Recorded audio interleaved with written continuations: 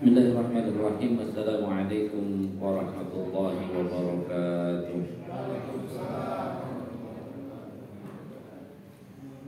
Alhamdulillah. Nahmaduhu wa nasta'inuhu wa nastaghfiruh wa na'udzu billahi min shururi anfusina wa sayyiati a'malina. May yahdihillahu fala mudilla lahu wa may yudlil fala hadiya lahu. Asyhadu an la ilaha illallah wahdahu la syarika lahu wa asyhadu anna Muhammadan 'abduhu wa rasuluhu alladzi la nabiyya wa la rasula ba'dahu. Allahumma shalli wa sallim ala Muhammadin wa ala alihi wa sahbihi wa mawalah, amma ba'd. Qala ta'ala ya ayyuhalladzina amanu taqullaha haqqa tuqatih wa la tamutunna illa wa antum muslimun. Jemaah sekalian rahimakumullah, tentu kita selalu bersyukur pada Allah dan jangan lupa selalu bersolawat kepada Nabi kita Nabi Muhammad sallallahu alaihi wasallam. Pada kajian malam hari ini kita tidak melanjutkan kajian rutinnya karena ini cukup spesial bagi kita. Karena penting malam hari ini kita merenungkan kalimat yang Allah Subhanahu wa taala sampaikan di dalam surat Al-Jumu'ah, masalul ladzina hummilut Taurat tsumma lam yahmiluha kamasalil himar yahmilu asfara. Jemaah sekalian, permisalan di sini ini adalah permisalan yang sesuatu yang susah disampaikan dengan sesuatu yang mudah. Sebab ayat ini diperuntukkan bukan untuk orang-orang yang secara literasi kuat. Kenapa ini disampaikan kepada orang-orang Quraisy yang di ayat keduanya sudah sangat jelas Allah menyatakan huwallazi ba'asa fil ummiyyin. Al-ummi itu bukan berarti zaman itu sama sekali tidak ada yang bisa baca tulis. Ada, tapi jumlahnya sangat minim. Jadi mayoritas tidak bisa baca dan tulis. Masih mending kalau tidak bisa baca tulis itu masih mau mendengarkan atau masih mau mengetahui literasi. Ini sudah minim baca tulis dan juga anti terhadap literasi. Itu yang harus dipahami orang Quraisy itu. Sehingga sebenarnya Al-Quran ini disampaikan salah satunya untuk tadi sesuatu yang besar tapi disampaikan dengan orang yang kapasitas seperti tadi. Maka pengibaratannya dipersingkat dengan perumpamaan orang-orang yang diambil di sini adalah orang-orang Yahudi, orang-orang Nasrani. Itu perumpamaan mereka punya ilmu tapi seperti keledai yang membawa kitab-kitab yang besar. Artinya isi dari kitab-kitab itu bagus. Disebut kitab besar itu kan berarti kitab yang sebenarnya kapasitasnya besar. Tapi di sini di dalam beberapa keterangan tafsirnya ini menunjukkan permisalan ini adalah Allah menghinakannya. Ya kalau namanya keledai, kitab apa saja yang enggak jelas, nggak akan tahu isinya. Ini sudah keledai gitu ya, tapi bahwa kitabnya juga besar. Itu dua kali penghinaan gitu ya. Jadi sudah poinnya pada kehinaan keledainya, tulisan aja nggak paham. Ini sudah keledai, tulisan nggak paham, dibawa-bawa kitab yang besar. Nah, jamaah sekalian, menariknya ayat ini dibuka dengan penyadaran terhadap manusia. Karena Allah menyebut secara kosmis atau mempersepsi alam semesta terlebih dahulu dengan kalimat yusabbihu lillahi ma fis samawati wa ma fil ardh. Udah nggak ada lagi tuh Pak. Semua bertasbih yang ada di langit dan ada di bumi. Itu kan sedang menundukkan kita ini siapa? Kalau bandingannya langit dan bumi, kita ini siapa? Nggak ada apa-apanya. Orang bumi ini saja kalau dibandingkan dengan semua yang ada langit, nggak ada apa-apa. Allah mengatakan semua sudah tunduk. Tunduknya kepada siapa? Langsung disebut Al-Malik.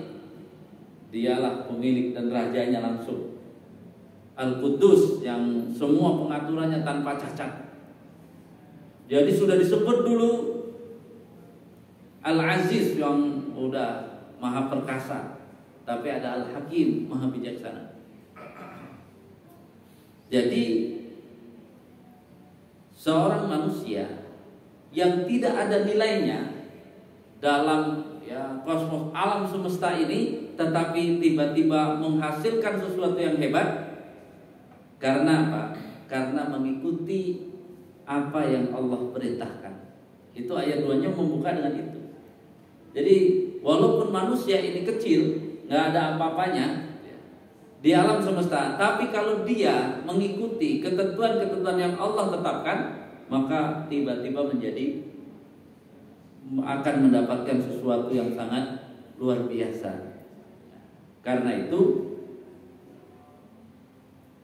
jelas yang kita sebut Allah mengutus seorang rasul, dan rasul ini langsung diambil dari jantung orang yang buta huruf plus anti literasi tadi untuk dijadikan seorang rasul. Yang pada akhirnya nanti apa? Generasi-generasi setelahnya itu menjadi apa? Para ahli literasi. Bayangkan, jadi yang diutus ke tengah yang tidak mengerti ilmu dan literasi, tapi nanti apa? Menjadi para ahli-ahli di bidang-bidangnya dalam kehidupan alam semesta ini.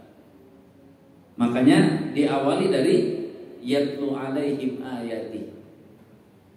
Dan yatlu alaihim ayatihi itu para ahli tafsir, khusus bagi kita itu adalah yang membaca Al-Quran, menghafal Al-Quran.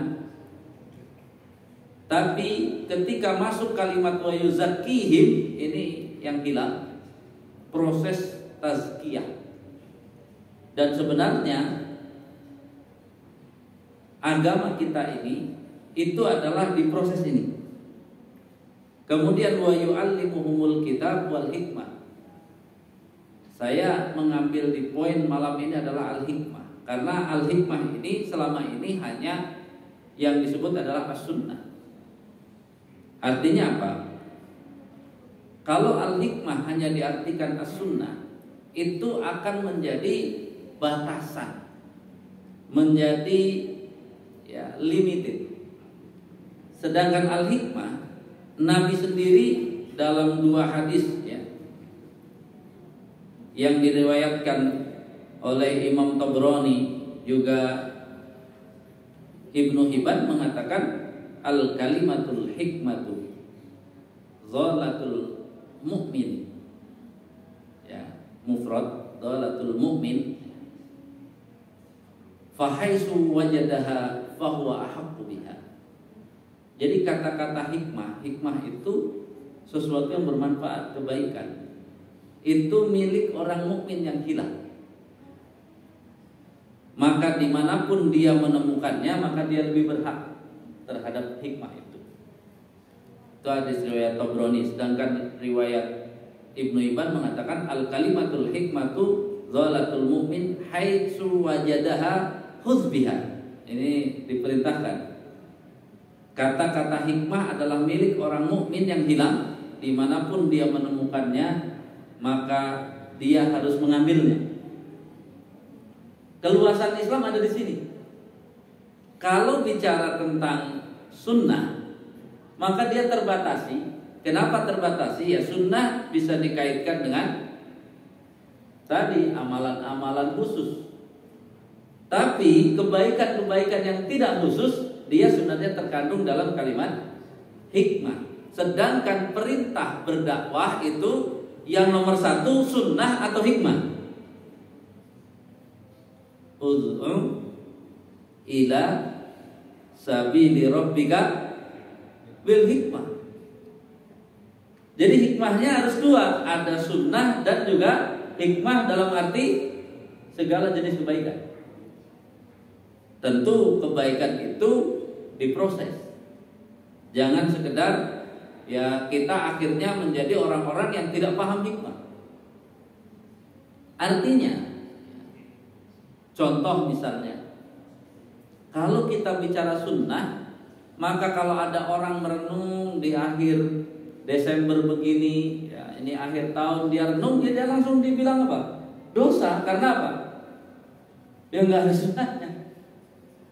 Tapi ketika kita bicara tentang hikmah, memang ada salah atau benar orang merenung. Ya memang harusnya merenung itu tiap hari gitu ya, bermuhasabah. Tapi kalau ada orang melakukan itu ya lumayan lah, dia setahun sekali cuma merenung, itu sebenarnya enggak. Dari sisi hikmah, ambil saja kalau memang memberi manfaat yang baik. Tapi bukan berarti mengambil itu menjadikannya sebagai bagian dari sunnah, bukan. Dia cuma diambil saja, ambil. Maka kehebatan Islam itu sebenarnya di situ. Bedanya di mana? Bedanya itu nanti pada prinsip dasar, karena Islam itu berada pada prinsip dasarnya. Iqra bismi rabbikal ladzi khalaq, khalaqal insana min 'alaq. Iqra wa rabbukal akram, itu alladzi 'allama bil qalam 'allamal insana ma lam ya'lam. Tetap akan ditarik kepada jangan sampai melanggar ketentuan Allah. Itu yang harus menjadi ya induknya. Sehingga Islam ini nggak perlu kaku banget, ini nggak boleh, nggak bisa. Kita tidak paham tentang mana hikmah double tadi, karena penafsiran itu hikmah tetap ada dua. Ada yang berarti tadi, ya ini kan langsung. Kalau ini langsung bahasa hadisnya al-kalimah al-hikmah.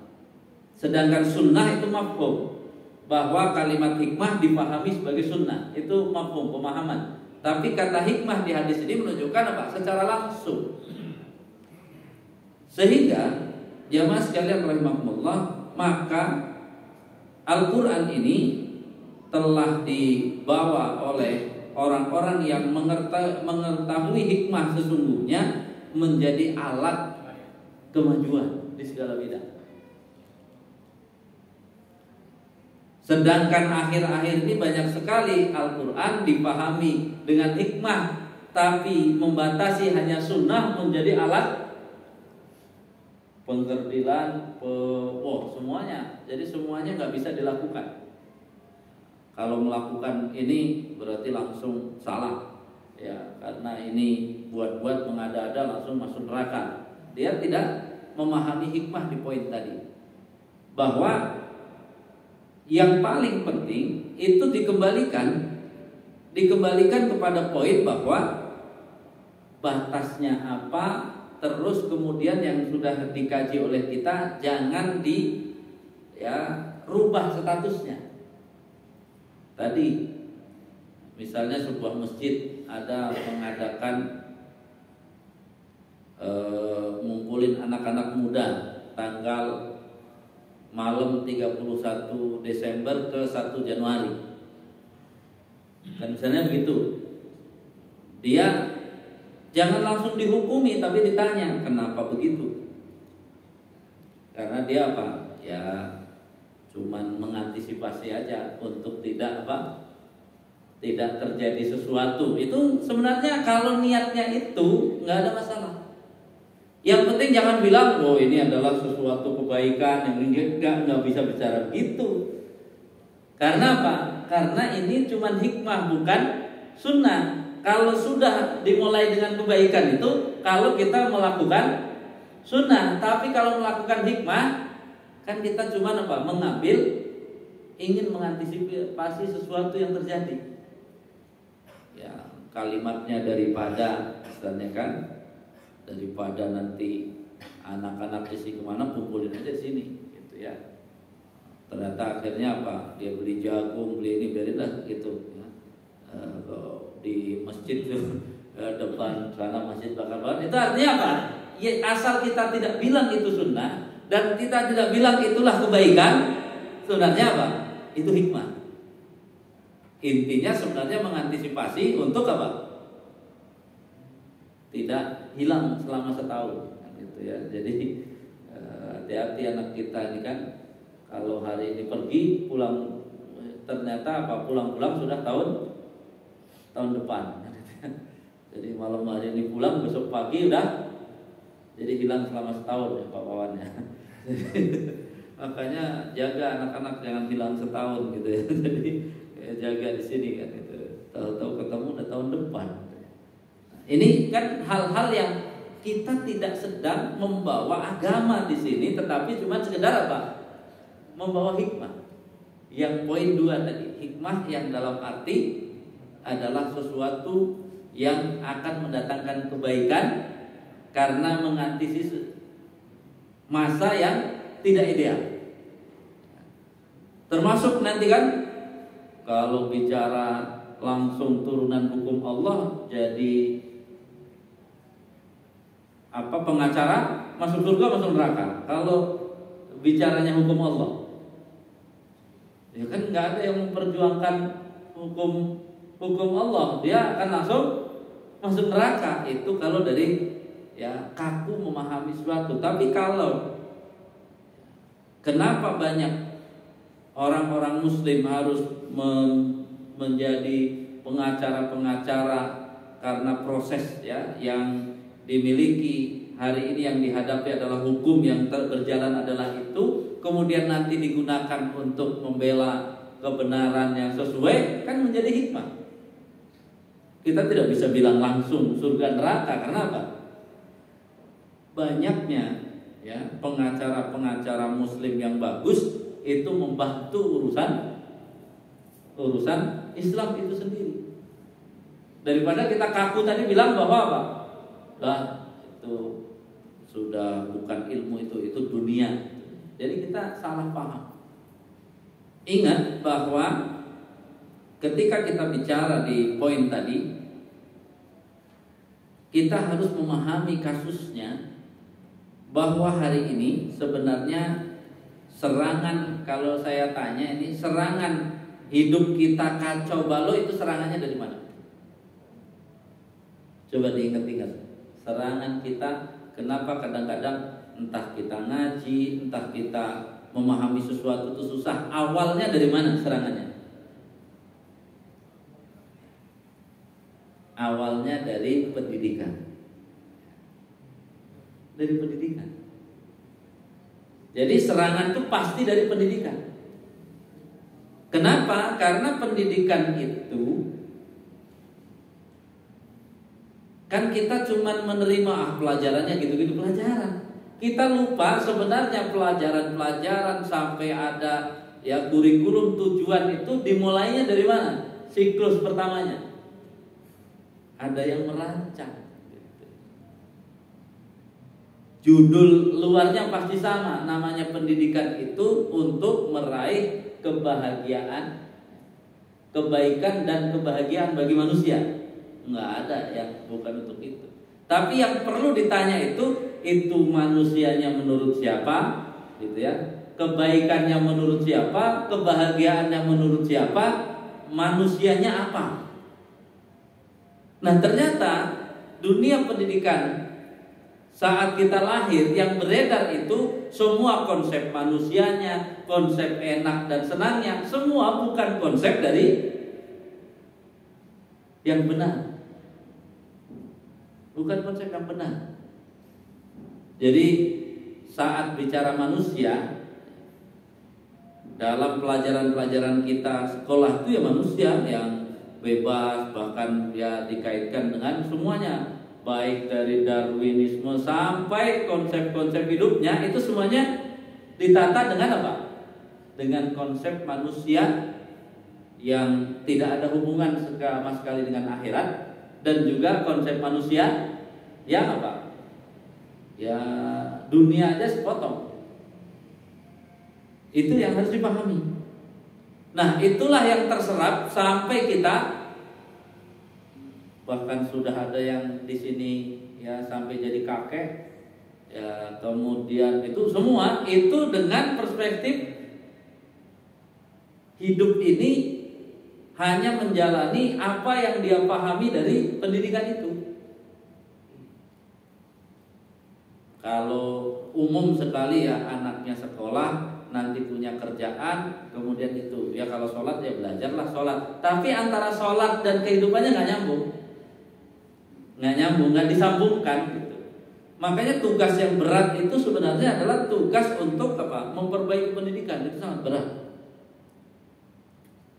Karena apa? Karena kan sebenarnya sudah ada pelajaran-pelajaran dalam Al-Quran itu yang mendudukkan siapa manusia itu. Terus manusia itu dalam pendidikan kan sebenarnya kalau kita persingkat itu kan bicara manusia, bagaimana dia ya hidupnya, tugasnya, kewajibannya sudah ada. Terus hubungannya dengan penciptanya bagaimana, kemudian hubungannya dengan manusia yang lain bagaimana, hubungannya dengan alam semesta itu bagaimana, kan itu sebenarnya. Kalau sudah tahu semuanya ini, itulah sebenarnya yang harus dijalani.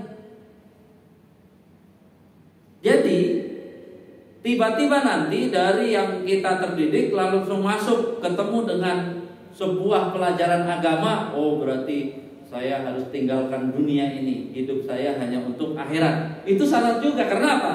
Allah tidak memisahkan dengan pemisahan yang akhirnya sekuler antara dunia dan akhirat. Dalam pelajaran Islam, dunia dan akhirat itu nyambung.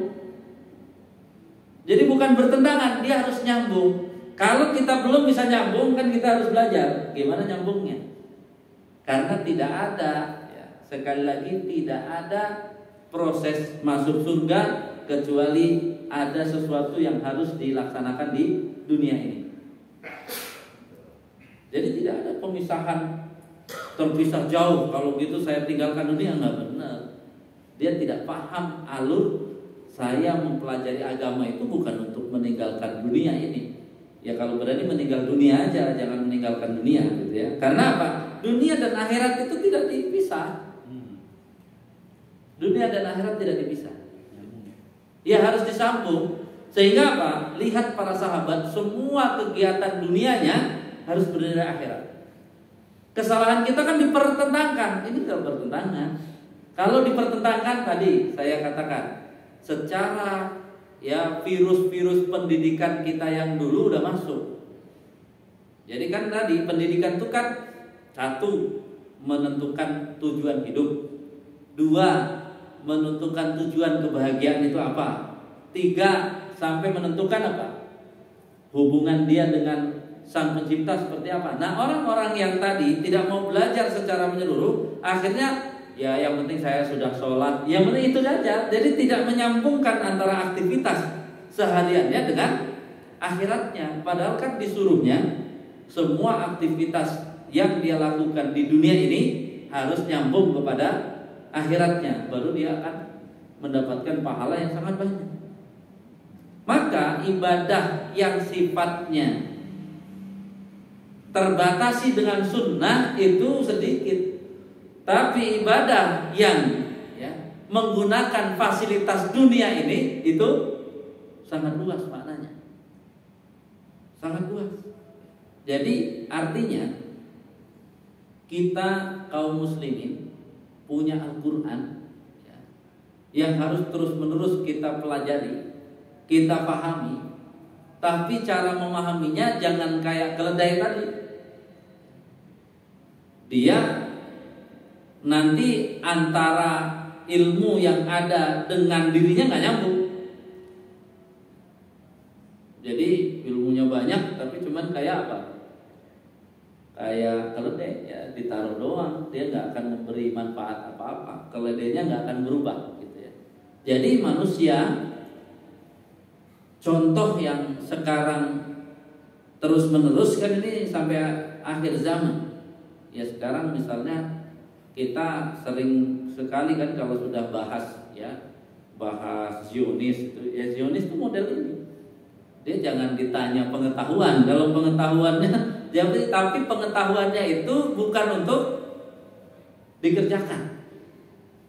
Pengetahuan semuanya tapi bukan untuk dikerjakan. Itu kan menjadi bingung kita yang menghadapi, ya kan? Berarti kan dia apa? Memang nggak normal, jadi nggak bisa. Ya bahasa ayatnya ini udah jelas. Kenapa perumpamaannya kayak keledai aja lah. Ya keledai itu jangan jangan dikasih tahu, jangan diapa. Kalau suruh belok dia apa ya? Pukul. Jadi dia dipukul aja itu, ditarik, dipukul baru bisa. Jadi memang lawan Zionis itu ditarik, dipukul itu nggak bisa. Kita apa? Ya, ngobrol-ngobrol nggak nyambung nanti. Dia antara isi kitab dengan dia akan dipisah langsung gitu ya. Nah, kembali bahwa Rasulullah Sallallahu Alaihi Wasallam yang nanti diteruskan oleh sahabat, yang diteruskan oleh tabiin, terus para ulama itu karena mereka nyambungnya di mana? Nyambungnya di sini, di hikmah ini. Kenapa? Karena mereka menghadapi permasalahan yang berbeda-beda. Bahkan ketika kami di pelajaran itu memahami kenapa kitab-kitab pendidikan para ulama itu tetap ketika dikaji sangat hebat, padahal kalau diurut ini ulama ini kan ada pada zaman kemunduran Islam, tapi kitab pendidikannya hebat.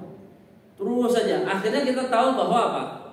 Ternyata proses baik teori dan praktik pendidikan yang dijalankan oleh para ulama itu tidak mengenal surut dia baik masa, bahkan kayak munculnya Ibnu Khaldun, munculnya tahun-tahun 600-700 itu kan setelah apa? Termasuk Ibnu Katsir itu kan itu setelah momol. Bayangkan setelah Islam dihancurkan itu muncul para ulama-ulama masih ada. Kan berarti apa? Pendidikan itu nggak mati. Ini kan PR bagi kita. Kita hari ini produk banyak sekali, nanti produk sekolah-sekolah Islam, tapi kalau dicari nanti siapa yang bisa jadi ulama? Jadi repot nyarinya. Jadi nggak ada yang turun untuk tadi. Dia begitu maju ditanya tentang konsep pendidikan, dia keluar seperti apa pendidikan itu. Karena pendidikan itu hikmah yang diartikan oleh para ulama dahulu itu termasuk menyentuh apa yang diperlukan dan sangat penting itu harus dilakukan. Makanya ulama-ulama kita berikan tonggak dasar kedokteran, tonggak dasar semuanya. Karena apa? Dia tahu itu untuk apa? Untuk menghadapi sekaligus untuk menunjukkan bahwa dalam Islam ini dari kalimat hikmah itu terbuka. Makanya penulisan ilmu di zaman keemasan Islam disebut Baitul, atau apa yang disebut Baitul Hikmah. Itu kan Baitul Hikmah penerjemahan itu. Proyeknya namanya Baitul Hikmah. Jamaah sekalian rahimakumullah, makanya bagi kita hari ini apa urusan dengan kita, mari kita ada tugas. Ada tugas terdekat kepada anak kita, keluarga kita, itu pelan-pelan Pak. Coba kita harus memahami manusia ini harus disampaikan kepada anak-anak kita. Kita manusia diciptakan Allah, tugasnya apa dan sebagainya tugasnya itu nanti, makanya ketika sukses itu kalau tugas-tugasnya dilaksanakan. Sementara kan hari ini bicara sukses itu kan orang yang sukses, orang yang punya segala sesuatu di dunia ini, padahal belum tentu tugasnya dilaksanakan. Ini kan harus ngobrol dulu. Kita ini diciptakan sebagai manusia, bukan sebagai keledai. Kalau sebagai keledai mah enak Pak, nggak usah sholat, nggak usah itu, keledai kan gitu ya. Jadi tapi kita manusia harus benar-benar tahu bahwa apa? Ada tujuan. Termasuk kita harus mengajarkan konsep apa? Apa itu bahagia, apa itu ya tenang gitu ya. Tenang itu ada dua gitu ya. Tenang, ada orang tenang dengan tadi kesenangan dunia, ada orang tenang dengan keimanan, dan itu biar mereka tahu bahwa ya bisa jadi mereka dapat kesenangan, tapi mereka ternyata kesenangan itu tidak menggoda mereka. Sebagian para sahabat itu kalau ya dilihat dari fasilitas kehidupan yang dimiliki mereka tuh bisa senang-senang, tapi mereka lebih kuat konsep ketenangannya daripada kesenangannya. Ini kan harus diajarkan apa itu kebahagiaan, apa sa'adah, apa itu ya kesusahan. Selama ini kan kalau kita tidak pernah ajarkan, nanti yang tahu arti kesusahan itu kalau hidupnya susah, kan gitu jadinya. Cuma ya, arti kesenangan itu kalau hidupnya senang. Kita harus mengajarkan seperti apa sebenarnya konsep senang, susah. Kemudian ya tadi bagaimana dunia dan akhirat itu. Secara nilai nggak ada apa-apanya dunia. Secara nilai itu sebenarnya bukan kita disuruh meninggalkan dunia, tapi nilai. Jadi dunia dibanding akhirat seperti apa? Jari kita ditelurkan di samudra, nah tetesan itu nilai dunia. Tapi bukan berarti apa? Kita meninggalkan dunia, tidak. Itu harus dipahami. Karena apa? Banyak ya amalan selain keimanan. Dari keimanan kemudian menjadi sebuah amal, itu yang digambarkan di hadis adalah amal dunia semua. Amalnya kan amal dunia. Ya yang terkenal banget tuh apa, nasi, minum, ya, anjing kan gitu ya. Itu kan apa? Itu kan amalan kelihatan. Jadi berbuat baik di dunia ini itu tinggal dipoles dengan dasar iman, itu langsung bisa bagus. Sehingga apa? Tugas kita itu harus paham mana berbuat baik tambahan dan mana kewajiban. Kan ada kewajiban-kewajiban juga. Jadi jangan dipisahkan antara kewajiban yang telah Allah bebankan dari Allah di dunia, itu tetap kewajiban. Dan kewajiban kita kan tidak hanya sekedar antara kewajiban kita dengan Allah. Ada kewajiban kita nanti, tugas kita antar manusia. Manusia itu didahulukan yang mana? Al-aqrabin, orang yang dekat. Yang dekat itu diawali dari apa? Jadi ahli, keluarga, usrah. Itu kan kita harus mempelajari apa tugas dan tanggung jawab saya di keluarga. Jadi sebenarnya banyak ya hal yang harus terus ya. Tugas kita ini yang laki-laki ini menjadi pengajar masalahnya, menjadi pendidik di keluarga masing-masing. Jadi kalau kita nggak mendidik, terus siapa yang mau mendidik? Jadi apa tugas? Ya, anaknya laki-laki, ya kamu sebagai laki-laki tugasnya ini. Nah, kalau kita mau ngajarin mereka kan kita harus menjadi contoh karena kita laki-laki. Wah, ini kan PR. Jadi dua sisi. Jadi jangan ya bicara akhirat itu seperti pelarian gitu ya. Jadi pelarian itu ya udah menyelamatkan diri aja.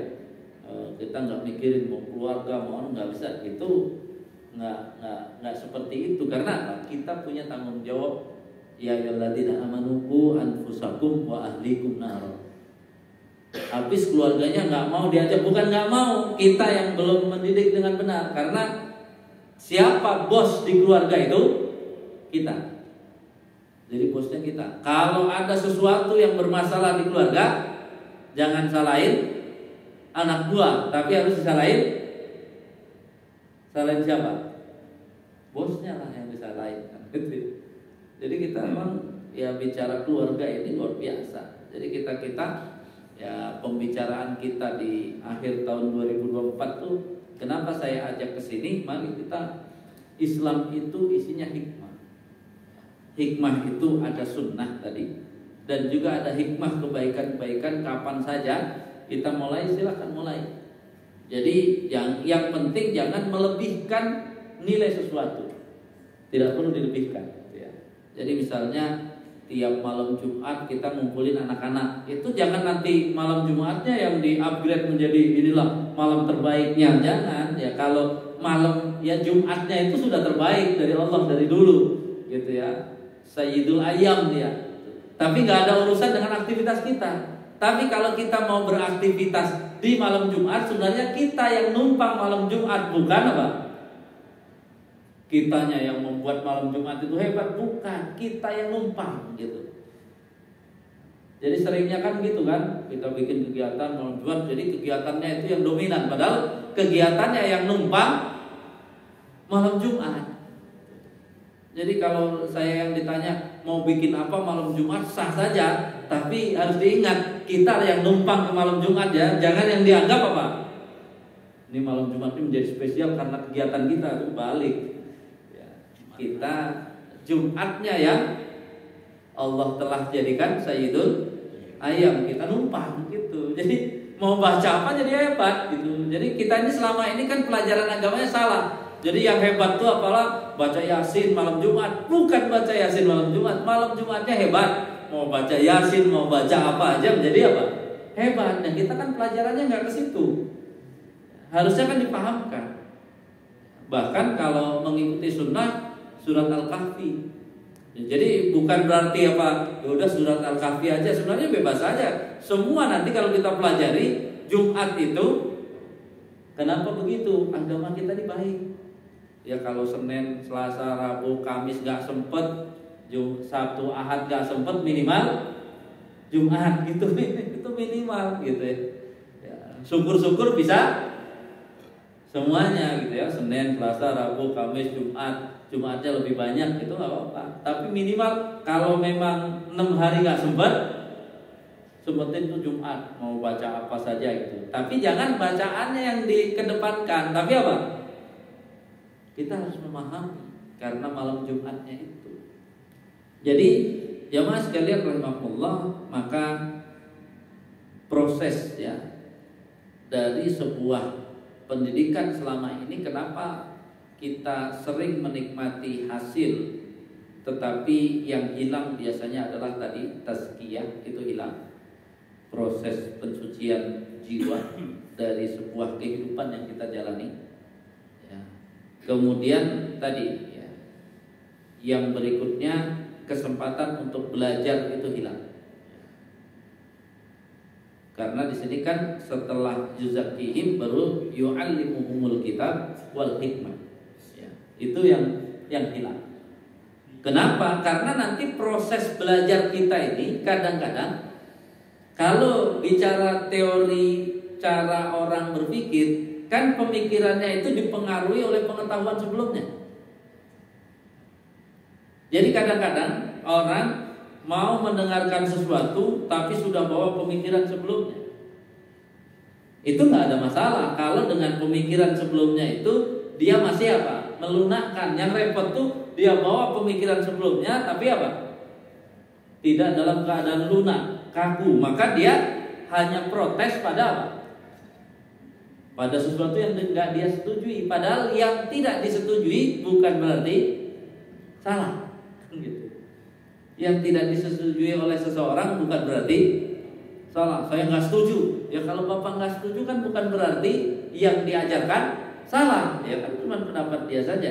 Kalau itu ketentuannya ada, ya, kemudian panduan dari nabinya ada, semuanya ada, dia masih tetap nggak menerima, kan bukan urusan kita sebenarnya. Bukan urusan dai, bukan urusan siapa. Karena apa? Ini bukan masalah ilmu yang disampaikan, tapi masalah informasi yang sudah terlanjur mengkristal pada diri seseorang. Jadi makanya menghadapi sesuatu itu ya harus kuat dari sisi dasarnya dulu. Yang kita sampaikan itu ada dasarnya. Orang lain ini tar dulu diprotesnya karena dia yang ya sudah terlalu mengkristal terus tidak setuju. Ya kalau dia tidak setuju dengan kesempurnaan Islam, ya kan kita apa? Mau dijawab lagi. Kan bingung. Ya Anda yang tidak Anda setuju itu kesempurnaan Islam. Jadi gimana? Ya Islam itu sudah sempurna, nggak usah ditambah-tambah. Ya yang nggak ditambah, ya tadi rukun iman, rukun Islam, sholat 5 waktu, cara puasa itu nggak ditambah. Tapi kebaikan-kebaikan al-hikmah itu akan bertambah. Kita azan dulu ya.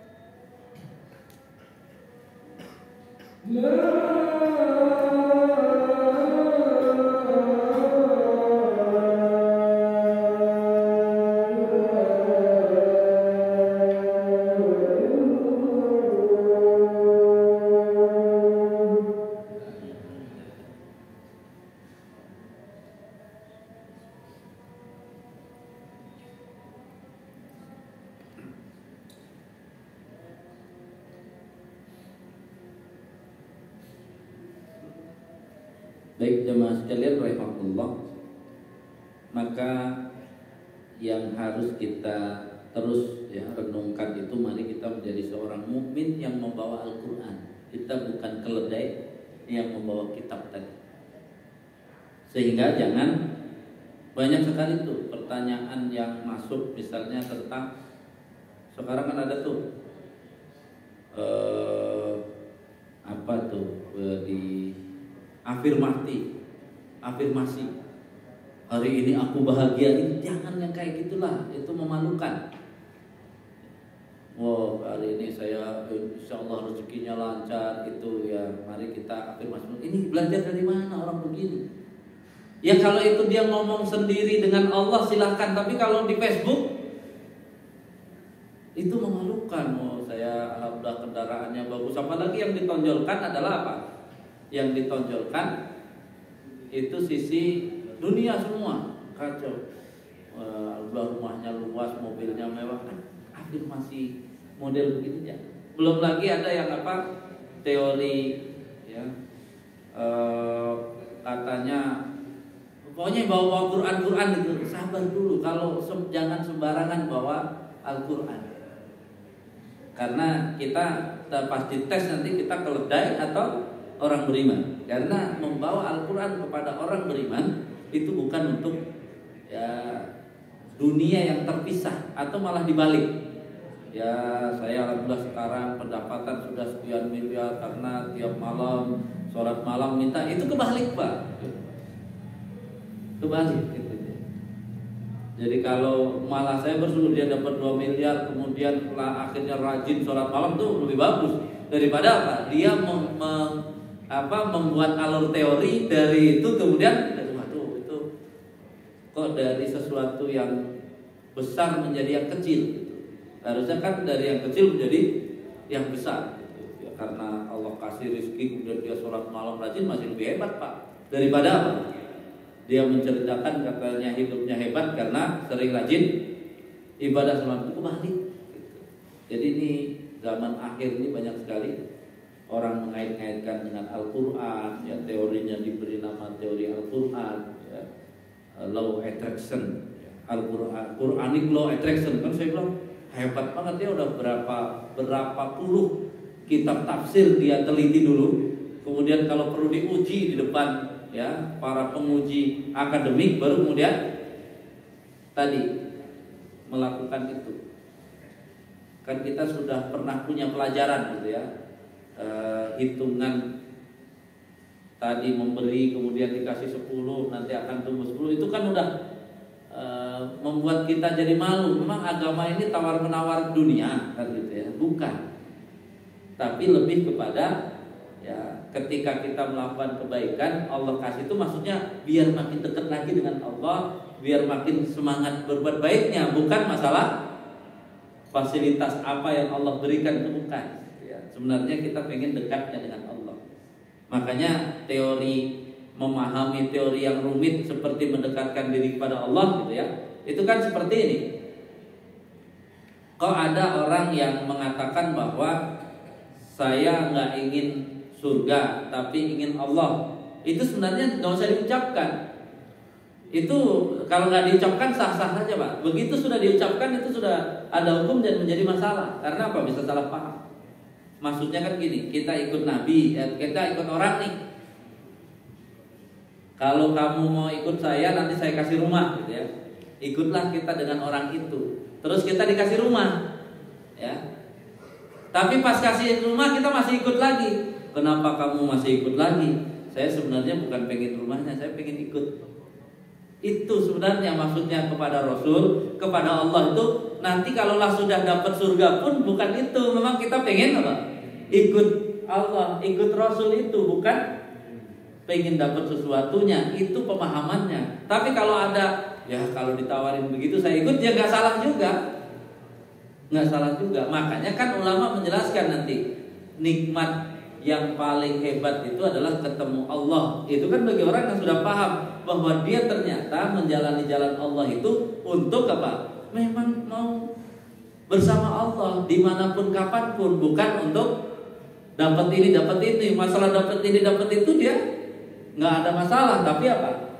Dia sangat ingin bersama. Itu sebenarnya pelajaran tasawuf itu pemaknaannya segitu. Jangan terlalu pusing apa? Malah menjadi tadi ya hidupnya aneh-aneh karena saya menyatu dengan Allah. Enggak, sebenarnya kalau lihat teorinya tuh ya sah sekali bahwa apa? Persis seperti ikut orang, dia ternyata bukan cinta hadiahnya, dia memang ingin dengan orangnya gitu ya. Jadi begitu udah dikasih rumah, kok kamu belum kabur? Ya saya kan sebenarnya bukan masalah dapat hadiah rumah, saya memang ingin mengikuti kan gitu ya. Jadi kita dengan Nabi itu ikut Nabi. Masalah nanti dapat segala sesuatu bukan itu ya Allah yang saya inginkan, tapi apa? Saya ingin bersama Nabi terus yang itu sampai surga nanti. Sama dengan Allah ya, bukan sekedar kita dapat jiwa tenang karena sholat semua, itu lebih lagi karena kita ingin tadi sampai paham kenapa nikmatnya bertemu Allah ya. Itu seperti nikmatnya kita ya lebih hebat dari nikmatnya kita bertemu makhluk. Jadi kalau kita punya anak, rindu dengan anak, ketemu anak kan kita apa? Itu bahagia. Gimana kalau kita ketemu Allah? Lebih bahagia dari kebahagiaan itu. Sangat jauh. Wallahu a'lam bishawab. Ada, silakan. Ada pertanyaan? Jadi mulai sekarang hati-hati tadi ya. Yang sering terjadi umat ini menaikkan status soalnya. Tadi rutin duha, diposting, kemudian rezekinya berlimpah itu. Kebalik kan harusnya dibalik gitu. Karena Allah ngasih rezeki saya harus rajin duha gitu. itu harusnya kebalikannya. Jadi jangan dibalik gitu. Ya, masalah nanti Allah tambah lagi, oh makin berat lagi saya karena berarti duhanya harus lebih hebat lagi gitu. Jadi jangan karena duhanya terus dapat itu ya, nanti Pak Ustadz Mukhlis tulis tuh biar ada sisi bahwa kita terbalik, mana lebih besar sholat duha dengan 1000 triliun. Kan lebih besar sholat duha. Kok bisa-bisanya kita bilang ya dengan sholat duha kita dapat 1000 triliun? Kan nggak mungkin. Kalau sholat duha itu harusnya kalau benar serius dapat surga. Kalau udah dapat surga ya jangan 1000 triliun gitu udah. Nah, makanya dibilang jangan kebalik ya, gitu kan, biar tahu bahwa apa? Karena nikmat itulah kamu harus, kalau ditambah lagi berarti harus nambah Tuhannya. Karena apa? Nambah kuat, nambah lama, karena itu alat bersyukur utama ya, yang orientasinya kepada Allahnya itu ya gitu nilainya nanti, tujuan utamanya. Jadi artinya sebuah tasawuf itu bukan aneh-aneh yang konstruksi dulu dari pemikiran yang benar, kemudian akhirnya bisa mencapai kepada tujuan yang tadi. Ya tadi kan selama ini kan yang kita perdebatkan malah menghukumi baca Yasin malam Jumat ya. Jangan dihukumi, ini harusnya dibalik saja. Itu orang numpang baca Yasin di malam Jumat. Karena yang hebat itu kan hari Jumat. Jadi apa saja dimasukkan ke Jumat menjadi hebat gitu ya. Jadi jangan dibalik gitu, jangan dibalik ini kan sering berpikirnya terbalik.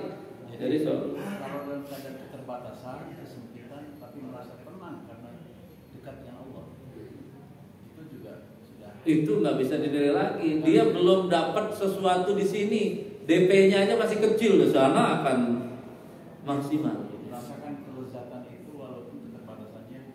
Ya, karena dia sudah mulai tahu kan bahwa arti kebahagiaan tadi di breakdown dulu sama dia. Dia kan harus belajar. Jadi ini para santri harus belajar tuh konsep bahagia itu apa, konsep sukses gitu ya. Cukuplah engkau, ya Allah. Cukuplah engkau yang menjadi tujuanku, yang lain menjadi. Iya, tambahan, dan itu bukan diabaikan tapi apa? Dia akan maksimal. Kan makanya semua sahabat Nabi dikasih tugas maksimal. Kenapa maksimal? Bukan itu.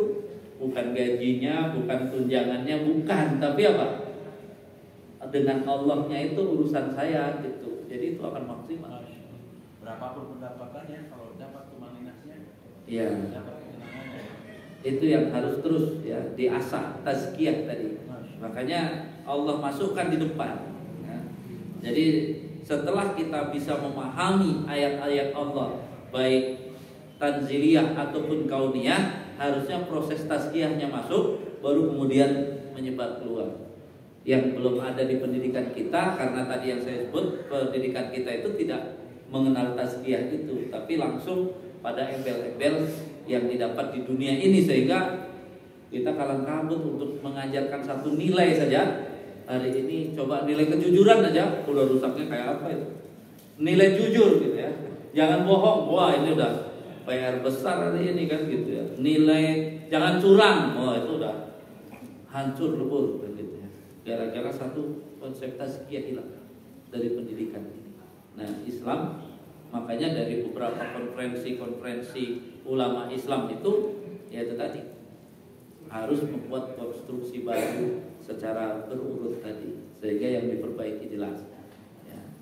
Jadi meluruskan akidahnya ya. Ya, akidah itu kan pada pola pikir, pemahaman, sama keyakinan. Nah itu walaupun ngaji tiap hari, kalau pola pikir, keyakinan hidup sukses itu begitu susah. Dia yang ada apa? Rajin ke masjid itu, tapi nanti dia mau sesuatu nyogok sana nyogok sini nggak masalah, semuanya nggak masalah. Karena apa? Nggak nyambung antara kegiatan ibadahnya dengan tadi ilmu yang harusnya dia pelajari. Karena di dalam Al-Quran ini diajarkan bagaimana berhubungan antar manusia, bagaimana berhubungan ya dengan alam semesta, bagaimana ya berhubungan ibadah dengan kehidupan. Itu kan sudah ada. Kitanya orang beriman yang harus ya, kalau di sini kan jangan sampai seperti keledai membawa Taurat. Mari kita berjuang menjadi orang beriman bawa Quran gitu, benar.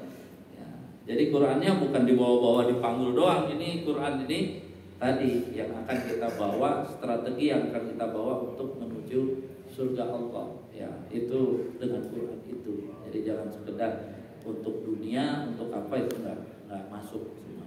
Ini kesimpulannya menarik sekali Ustaz. Sangat kuat. Ya, mari dan membuat jiwa-jiwa yang tenang kayak Pak Jul dan Pak Wawan kita tenang karena udah dapat Allahnya.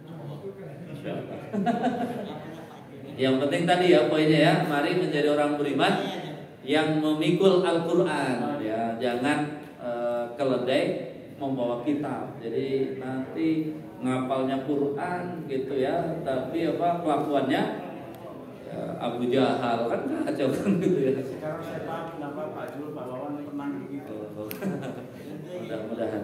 Baik, hadanallahu wa iyyakum ajmain. Kurang lebihnya mohon maaf. Assalamualaikum warahmatullahi wabarakatuh.